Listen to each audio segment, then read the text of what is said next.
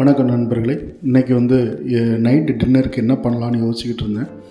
அப்போ வீட்டில் கோதுமை மாவு ரொம்ப நாளாக இருந்துக்கிட்டே இருந்தது. எனக்கு பிடிக்காத ஒரு உணவு கோதுமை சப்பாத்தி, கோதுமை ரொட்டி இந்த மாதிரி விஷயந்தான்.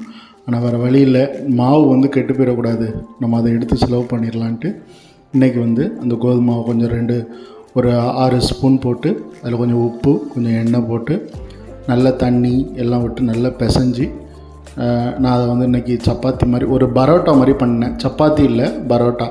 பரோட்டாவுக்கும் சப்பாத்திக்கும் என்ன டிஃப்ரென்ஸ்னால், சப்பாத்தி ஒரு ஃப்ளாட்டாக நம்ம தேய்ச்சி அப்படியே போட்டுருவோம்.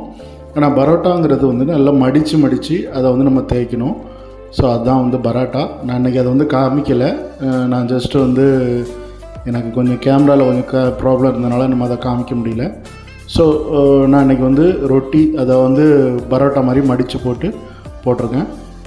அதுக்கு எனக்கு சைட் டிஷ் எதுவுமே தேவையில்லை. ஏன்னா மத்தியானம் வச்ச குழம்பே நிறைய இருந்தது. ஒரு உருளைக்கிழங்கு, பயிரெல்லாம் போட்டு வச்சிருந்த, பருப்பெல்லாம் போட்டு வச்சுருந்த ஒரு புளிக்குழம்பு ரெடியாக இருந்தது. ஸோ அதை நான் இன்றைக்கி நான் பயன்படுத்திக்கிட்டேன். இரவு உணவு கொஞ்சமே லைட்டாக தான் இருக்கணும் அப்படிம்பாங்க. சரி, எப்படினாலும் நம்ம பசிக்கிறதுக்கு நம்ம எதாவது சாப்பிட்டு தான் ஆகணும். இது பிடிக்காத ஒரு உணவாக இருந்தாலும் நம்ம அதை சாப்பிட்டு தான் ஆகணும். ஆனால் இன்றைக்கி நான் பண்ணியிருந்த சப்பாத்தி, இந்த பரோட்டா ரொம்பவே அருமையாக வந்திருந்தது.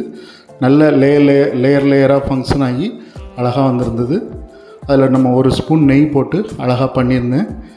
நல்லாவே இருந்தது. இது இன்றைக்கி நான் இந்த ரொட்டி, பரோட்டா, சோறு, வெண்டைக்காய், தயிர் எல்லாமே இருந்தது. எல்லாத்தையும் வச்சு இரவு உணவு நான் முடித்தேன். இரவு உணவு இந்த வெண்டைக்காவுக்கு நான் எப்போவுமே ஒரு ஊறுகாய் எடுப்பேன். அது எலுமிச்சங்க ஊறுகாவும் நான் வச்சுக்கிட்டேன். இன்றைக்கி உணவு ரொம்ப அருமையாக இருந்தது. கடவுளுக்கு நன்றி செலுத்திக்கிறேன்.